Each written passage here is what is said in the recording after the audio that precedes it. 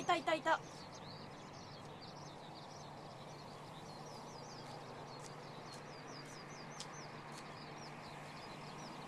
いるいるいる。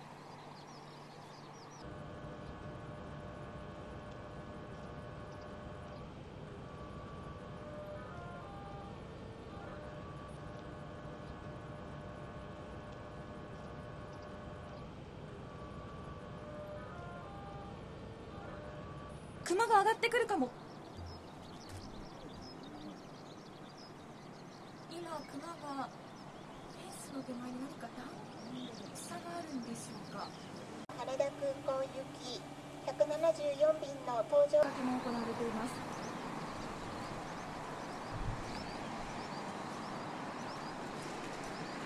いたいたいた。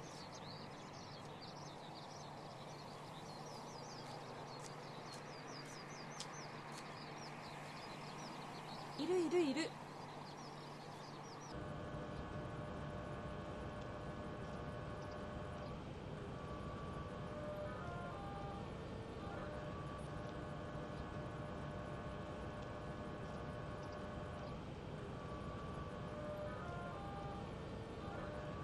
熊が上がってくるかも。